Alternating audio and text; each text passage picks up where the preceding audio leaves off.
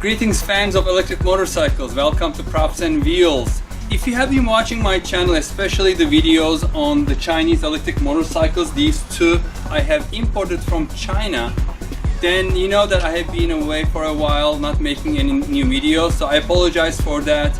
And I am back, and my son and I will be making more videos on these. So today what I am planning to do is a static review. A couple of the comments mentioned that they would like to see what the motorcycles look like up close and personal, and what kind of functions and controls they have. And I'm just going to go over them a little bit, give an overview just in case you haven't watched the past 12 episodes of these. So I imported these myself. I started the import process of these back in September 2019, and I received them end of November, and I was able to bring them home. I think it was the first week of December. The process was a little nerve-wracking because that was my first time importing anything myself, but they came and they almost lived up to my expectations. So they were about $2,000, two of them in China, but then with the shipping cost and the customs and the fees, the warehouse cost, and back transportation here, also paying to the customs brokers, it ended up to be both of them for about $5,000, close to $5,000. So I paid about $2,500 each. So I selected especially the lowest models because my intention is to register them as mopeds. With mopeds in Massachusetts, you can ride in bike lanes and you don't have to buy insurance, and there are some good things about it, and these will make perfect commuters. And then there's a caveat. They can go up to 46 miles an hour, but in S mode. So there are two drive modes I'm going to show you in a minute. S mode, I call it the sport mode, and then D mode, just the drive mode. The highest speed I made on D mode was 28 miles an hour, shown not on the speedometer but on the GPS app on my phone. So it's pretty accurate, and I never went above 28 miles an hour on straight and level. Of course, if you are going downhill, then it's a different story. But the rule is that it should not be able to go beyond 30 miles an hour for mopeds. So if I can disable the S mode on one or both, I can just register them, one or both of them, as mopeds. So we will see about that. I'm not there yet. So these came as electric bikes. They list as electric bike, so electric bicycle. So it's kind of like a gray area. They have not really decided if these are motorcycles or mopeds or electric bicycles. And the motors they have are 2000 watt, and that corresponds to about 2.7 horsepower, which is very underpowered. Which is good in my case because I wanted them to be underpowered so I can register them as mopeds. And I also wanted the lowest capacity lead acid batteries. I didn't trust the LiPos at that time somehow. I was afraid that they're going to catch fire or something. So I stuck with the tried and tested technology of lead acid batteries. And their capacity was listed as 20 amp hours. And the voltage is 72 volts. So 72 volts means that there are 6 of these 12 volt batteries in series coming up to 72 volts. Okay, before I talk too much and too long, I'm going to get behind the camera and then show you these two. I'm probably going to concentrate on just one of them because they are exactly identical except the color scheme. I will also comment about the paint job and the colors and stickers and all that. Okay, let's get up close and personal with the red one, which is my son's motorcycle, my older son's. So overall, you can tell probably the company was probably inspired by Kawasaki Ninja 300. I'm not going to comment any further than that, but they kind of are lookalikes of Ninja 300. Overall, the quality is better than I expected. The plastic quality, the paint. Of course, they're not on par with Japanese motorcycles, don't expect that. But the paint scheme, everything looks nice and shiny. And there are some, there was like a scratch, but this this was probably from the crating. And other than that, you know, you can see sometimes like swirl marks and things like that, which tell, like here, I don't know if you can see it in certain angle, there are some swirl marks. So it's not really a high quality paint job, but still, the color looks good, and you cannot tell the difference if you stand back like about 3-4 feet. Just going to go around it. I just turned on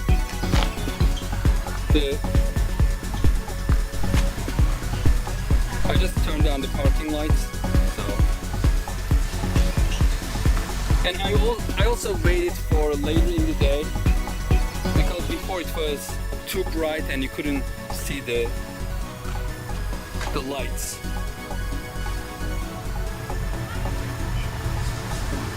So these are just the parking lights. I haven't turned on the headlights yet. And each of these motorcycles, let me show you, came with 2 keys. And each key has its own remote control. You may say, well, what's the remote for? Well, they came with an alarm system. And by the way, this key is a little different, so I use this one. So you can just retract like this, kind of like a switchblade. You press this and it comes out, which I find really cool. It's nice and hefty. It doesn't feel cheap and plastic. And this one I'm using as the backup. So this is the regular key, but they both have these remote controls. So what does the remote control do? Let me start by showing that. So there is this button over here. This is for locking. It's really loud. I'm going to step back a little bit, but when you press that, so now it is alarmed. And then to sound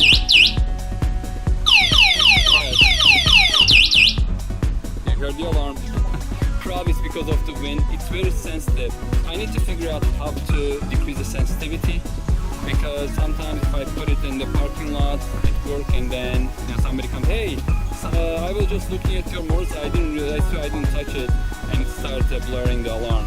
So I need to decrease the sensitivity on that. But it's a nice feature to have it, and it's built in. So, and then there are 2 of these. This is, I'm assuming it shows like a little horn over here. I can show. And then when you press that,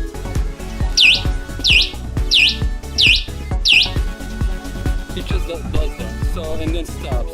And I'm assuming this is for finding your motorcycle in a garage or crowded parking lot. And then this last one, I couldn't figure out for the longest, this little lightning bolt button. But what it does is, so you press it, it chirps on nothing, and you press again,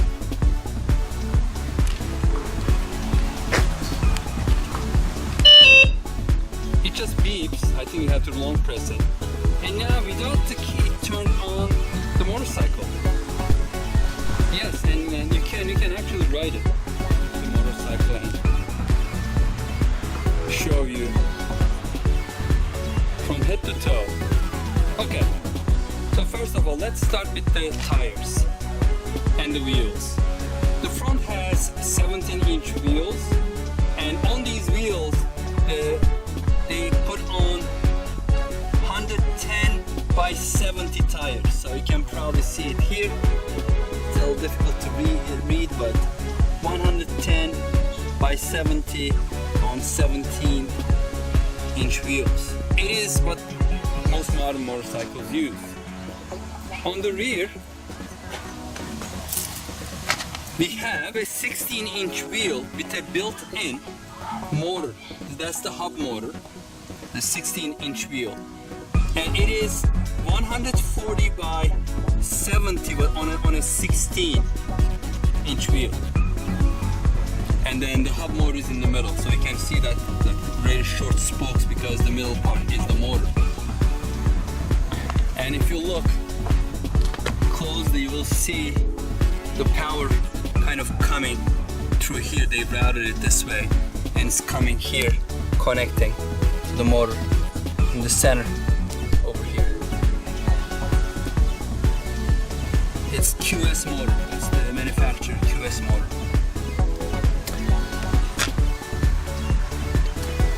Now Now going to the brakes, it has dual disc brakes in the front, and they are hydraulic. And these disc brakes in the front are connected to the right, as in gas motorcycles. And on the rear, we have a single disc brake.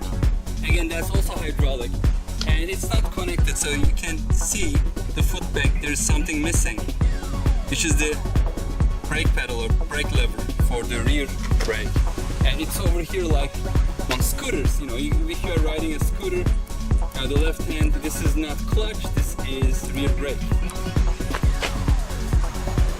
And of course, there are no gears, so there's no shifter here, just foot pegs. This is for two up, so you can have a passenger, although the seat is quite small, like on Ninja 300, not very comfortable. It's more made for one up, but that's okay. And then, if you look here, looks like there's a gas tank. Let's see what is inside. Turn this off, let's open it up. And nothing, just empty. Then you can see it. It is just the top. The bottom of the tank does not exist. It's just cosmetic. Okay. But I like the view of the motorcycle. So it is kind of replicating what gas motorcycles look like. I wish this was not like this, but a compartment to put maybe a second helmet or some toolbox. I think that's wasted space, too bad. This could have been used, put better use. It could have still, the shape could have still been the same, but this could have been the lid for a storage compartment. And this is a full-size motorcycle, by the way. It's not small or anything. I put it next to my other motorcycles, Japanese gas motorcycles. It is a full-size motorcycle. And these are the reservoirs for the front brakes and rear brake. There's brake fluid inside. It's different than what you used to see. These are probably cheaper versions, like all plastic, you can see it. And I had a little bit of dripping, seen it before, but that stopped without me doing anything. I'm not sure what was the cause, maybe humidity, and it's not an issue anymore. And the brakes on mine, they were squeaking a little bit, and with use I think the brake pads set in, and I don't hear the squeaks anymore, so everything looks and works well. Coming to the instrument cluster. So I was hoping this will be in miles per hour, but it is not, it's kilometers per hour. And it is off. In my previous video, I tested that with the GPS, and there has been, I think, between 10 to 15% difference. It was showing faster, even in the kilometers per hour. And this is, again, you can read the speed here as well as here. It's the same thing. This is the battery indicator. This is the time. It starts counting from 0 when you turn this on. So if I turn it off and turn it after you wait a certain amount of time, you turn it back on, and it's 0. Basically, it's giving you how long it has been since you turned on the bike. And this is the odometer. So this has done only 30 kilometers. My son's, I've been riding mine more. My son only rides with me, but I've been riding mine to different locations, like my sister's house and also to work a couple times. So, and then this is the trip, and just this button switches between trip meter and the odometer. And this doesn't have any function, so this is empty. So the whole second knob doesn't have any clicker underneath. And by the way, this I think 1, 2, 3, 4, 5, 6 bars showing how full the battery is. It is kind of like a voltmeter. It's not really a capacity meter. When you hit the throttle port, then what happens is that can come down a couple notches, and then when you're at the stop, it will come back up. So it's not really telling the capacity. We need to make sure that you know that, and then you don't expect that your range is going to be much more because you may be stranded. I evaluated the range in two of my videos actually, so I'll put them down in the description. And the control, so just a regular keyhole, and you can lock it if you need to. It locks to the right, it doesn't lock to the left. So right now it's locked. It turns this way, but it stops in the center. So if I unlock it, it's going to turn the other way. You can only engage it when it is the handlebar all the way to the right. So this is engaged now, and it stops in the middle. I cannot move past the midpoint. So you cannot really ride it except maybe going straight and turning right. Now let me put it back. This. Alright, so what controls are there? Again, as I mentioned, front brakes, rear brake. There is this switch. In the regular motorcycles, that's the kill switch. In this one, I call it the arm switch. So this is disarmed. So nothing will happen even if you put the side stand up and then put it in D and give gas. Nothing happens until you push it, and then, as you can see, then it starts moving. So this is kind of like the similar kill switch, but it is arm disarm. If something happens, maybe it got stuck and the rear tire is spinning, you can quickly kill it by just pressing that one. So it will cut off the power to the motor. And here is the switch that changes from like no lights, parking lights, and then headlights. You can see the reflections. I'm going to toggle it so you can see it. It's quite bright. These are LED lights. It's quite bright. So once you turn it on, then you can change it from low beams to high beam. So, and this is the high beam light. Back to low beams, high beams, low beams. I think it's just adding. It's not even turning off the low beams. It's just adding the high beams in addition to that. And I've seen this at night. It's really bright, and see how high it is. If you really want to make some oncoming traffic angry, you can do that. And there is also this pass lever. So whenever you do that, so you can just get somebody's attention, or car coming in or turning in front of you attention by doing that. You usually do not find these in Japanese motorcycles. Another good nice feature here is this button. So these are the hazard lights. So when you put them on, let me show you from outside. Like you're on the side of the street or highway, you stopped, and when you put that on, all the blue blinkers are blinking. It's a very nice feature. Not all modern motorcycles have that. I think all motorcycles should have that one. I'm glad they put it. And then of course, in the regular location, right turn, left turn. I wish they put these a little differently, so it is difficult to read it when they're blinking. So this is the right turn indicator, and this is left turn. So the left turn indicator is on top, and then right turn indicator is on the bottom. I wish they put one here, one on the other side. I think they skimped on the price of this, because probably it's more expensive to put it on the other side, one of them on the other side. And then again, high beam, low beam. So, and when you put this hazards on, both of are blinking. But at least they are not just lights. There are some shapes. I don't know if you can see it in the video, but there are arrows showing right and left.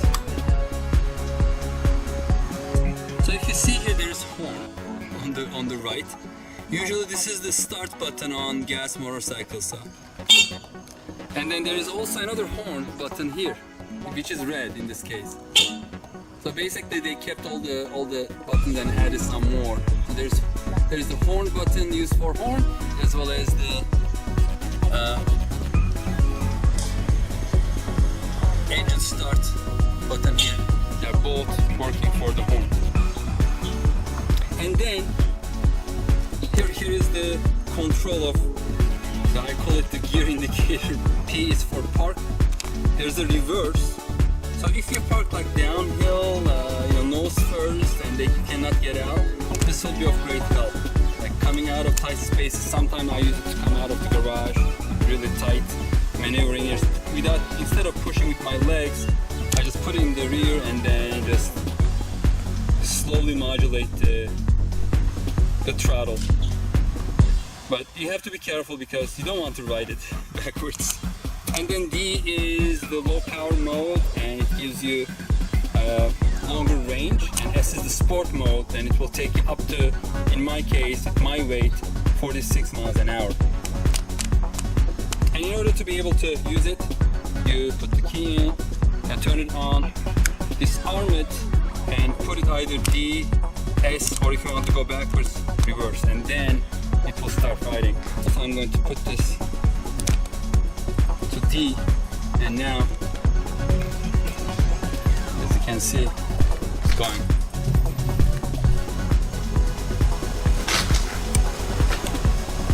Put it back to P.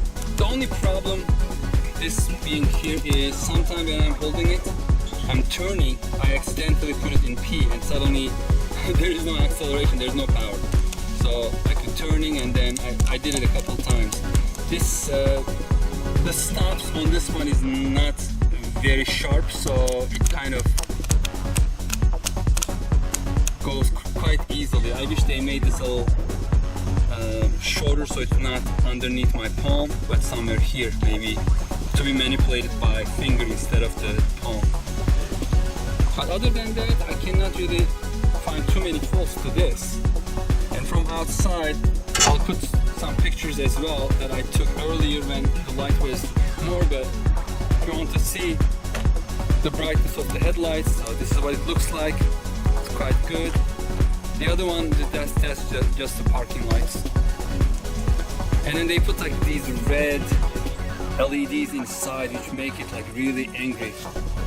And I like it. In terms of colors, I mean, both look really nice. I prefer mine. There are not as many stickers, so it just says racing here and racing here. That's okay with me, and nothing else.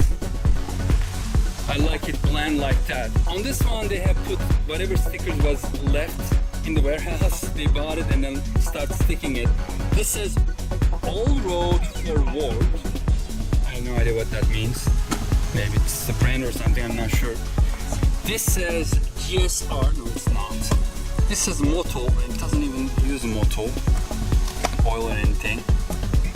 Advanced Formula 1 Racing, then motor, and this kind of looks like BMW emblem.